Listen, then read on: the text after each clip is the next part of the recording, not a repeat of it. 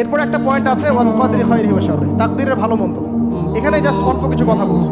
কিছু কিছু বিষয় আছে তাকদীরে যেগুলো কনস্ট্যান্ট ফিক্স, এগুলো কখনো পরিবর্তন হবে না। যেমন জীবন, আপনার মৃত্যু, আপনার হায়াত ইত্যাদি ইত্যাদি। কিছু বিষয় আছে যেগুলো ঝুলন্ত, মুআল্লাকা, এগুলো ভালো কাজ দিয়ে পরিবর্তন হয়, দোয়া দিয়ে পরিবর্তন হয়, নেকির কাজ দিয়ে, তাকওয়া দিয়ে পরিবর্তন হয়। যেমন কেউ যদি আত্মীয়তার সম্পর্ক বজায় রাখে, তার রিজিক বাড়বে, তার হায়াতে বরকত হবে।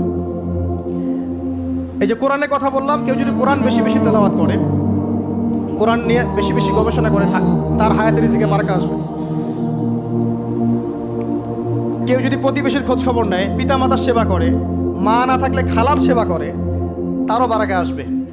কেউ যদি বেশি বেশি দোয়া করতে থাকে, আল্লাহর কাছে প্রচুর দোয়া করে, খালি দোয়া আর দোয়ার উপর থাকে, দেখবেন ও বিপদ আপদে কম পড়বে। আর বিপদ আপদ আসলেও দেখবেন আল্লাহ পাক গায়েবী মাদাতে দেখবেন কোনো না কোনোভাবে তাকে সেভ করে ফেলছে। কারণ দোয়া দিয়ে তাকদীর পরিবর্তন হতে পারে। আর কিছু বিষয় কনস্ট্যান্ট, এগুলো পরিবর্তন হবে না। এখানে কিছু মানুষ বলেছে তাকদীর বলতে কিচ্ছু নাই, মানুষ যা করবে তাই পাবে। তাকদীর বলতে কিচ্ছু নাই, মানুষ যা কাজ করবে সেটাই মানুষ পাবে, মানে মানুষের কর্মের স্বাধীনতাই চূড়ান্ত। তাকদীর বলতে আসলে কিছু নাই। এদেরকে বলা হয় কাদারিয়া। কি বলা হয়? কাদারিয়া। নবীজি বলেছেন এরা যদি মারা যায় জানাজায় যাবে না, এরা যদি অসুস্থ হয় দেখতেও যাবে না, এরা হচ্ছে এই উম্মতের মাজুস, অগ্নি পূজারী। এরকম মানুষ আছে তো আমাদের মধ্যে, তাকদীরে বিশ্বাস করে না, মানুষের কর্ম যা তাই। এটা দলিলও আছে আবার কোরআনে, ওয়ালাইসা লিল ইনসানি ইল্লা মা সাআ, মানুষ তার চেষ্টার বাইরে কিছু পাবে না। এটা হচ্ছে গরুর লেজ ছাগলের পিছনে লাগানো, আর ছাগলের লেজ গরুর পিছনে লাগানো, বাতিল কিয়াস, ইবলিসের মতো। আর একদল আছে যারা মনে করে কর্মের স্বাধীনতা বলতে কিচ্ছু নাই, তাকদীরই সব, যা আছে ভাগ্যে তাই হবে।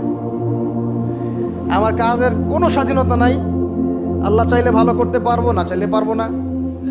চুরি করছি কেন? আল্লাহ তাকদীরে লিখছিলেন তাই চুরি করছি। জেনা করলাম কেন? ঘুষ খাইলাম কেন? দুর্নীতি কেন করে? আল্লাহ লিখছেন তাকদীরে তাই, আমার তো কিছু করার নাই।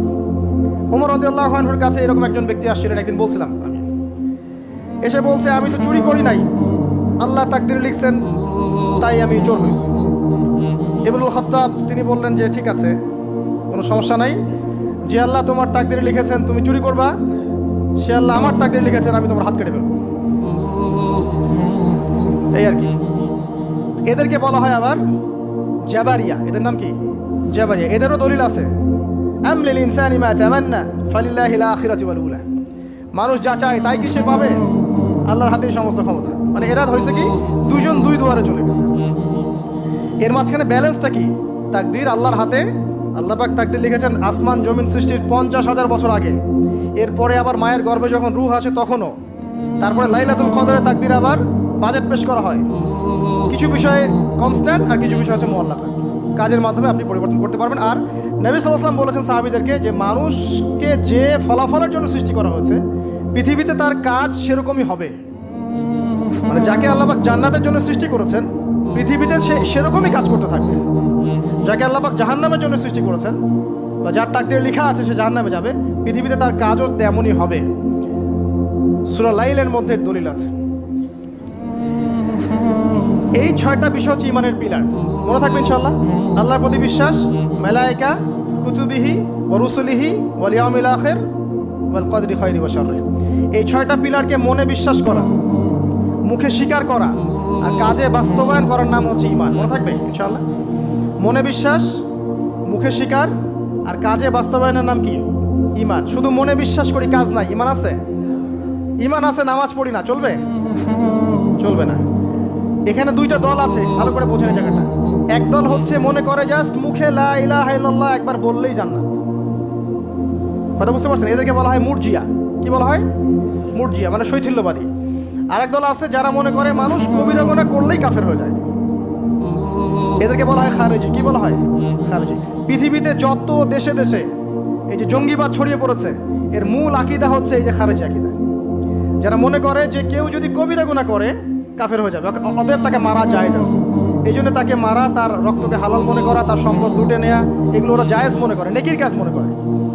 এটা খারেজি আকীদা। আর মাঝখানের আকীদা হচ্ছে আহলে সুন্নাহ ওয়াল জামায়াতের আকীদা। সেটা হচ্ছে মনে বিশ্বাস, মুখে স্বীকৃতি, ঠিক আছে, এটা বেস, আর কাজ হচ্ছে ফুরু বা শাখা। কাজ করতে গিয়ে কারো ভুল ত্রুটি ভালো মন্দ হতে পারে, যদি কেউ কবিরা গুনাহ করে ফেলে তার জন্য তওবার দরজা খোলা আছে, সে কাফের হয়ে যাবে না, হায়েস্ট সে বরং ফাসেক বা জালেম হতে পারে। এই অবস্থায় মারা গেলে আল্লাহ তার বিচার করবে। এই হচ্ছে আহলুস সুন্নাহ ওয়াল জামায়াতের আকীদা। এরপরে ওই ব্যক্তি বলেন আপনি সত্য বলেছেন। আবার প্রশ্ন করলেন আখবিরনি আনিল ইহসান, ইহসান কাকে বলে? নবীজি উত্তর দিলেন আল ইহসান আন তা'বুদাল্লাহা কাআন্নাকা তারা।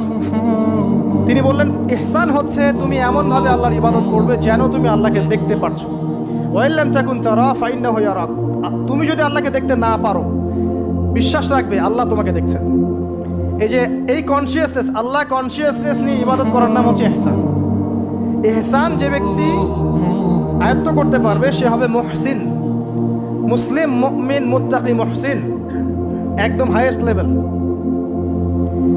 তাহলে এই হচ্ছে ইহসান। ইহসান যার মধ্যে থাকবে সে কিন্তু পাপ করতে পারে না খুব একটা। খেয়াল করে দেখেন, আন তা'বুদাল্লাহা কাআন্নাকা তারা, তুমি এমনভাবে আল্লাহর ইবাদত করবে যেন তুমি স্বয়ং আল্লাহকে দেখতে পারছো। আল্লাহকে যদি কেউ দেখতে পারতো সে কি কখনো আল্লাহর বিরুদ্ধে যেতে পারতো? এই বিষয়টাই হচ্ছে ইহসান। আর আল্লাহকে কেউ এই দুনিয়ায় খালি চোখে দেখতে পারবে না। এই জন্য আল্লাহ রাসূল বলেছেন যে ওয়া ইল্লাম তাকুন তারা, তুমি যদি তাকে দেখতে না পারো ফাইন্নাহু ইয়ারাক, তিনি তোমাকে অবশ্যই দেখছেন। আল্লাহকে হাজির নাজির জেনে ইবাদত করতে হবে। আল্লাহ পাক তৌফিক দান করুন, আমিন।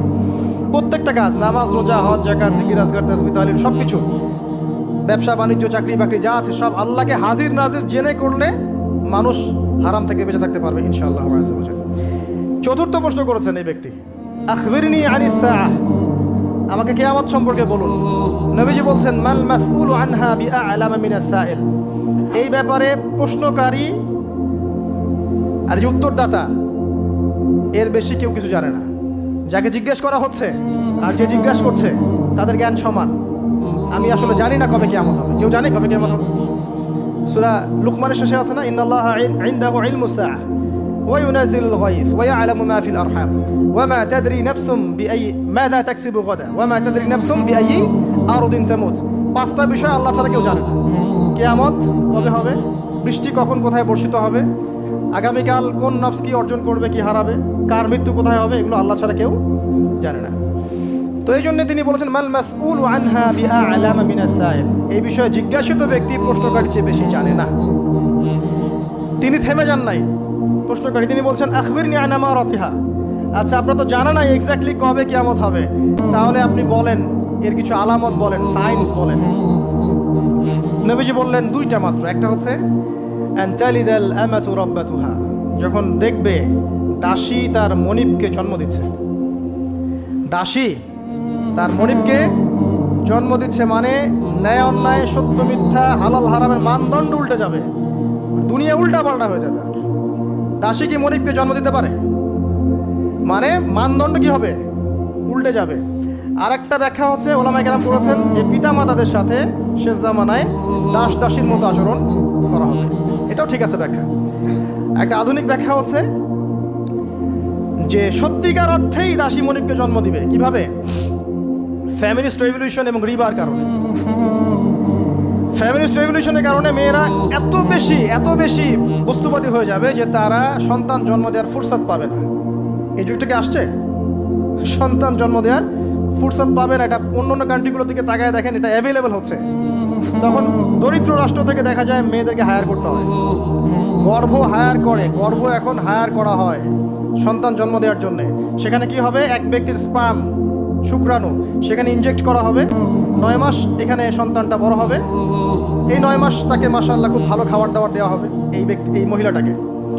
এরপর সেই মহিলা সন্তান জন্ম দিবে।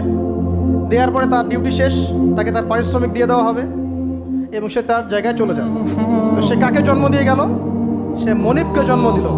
দাসী তার মনিবকে জন্ম দিল। সুবহানাল্লাহ।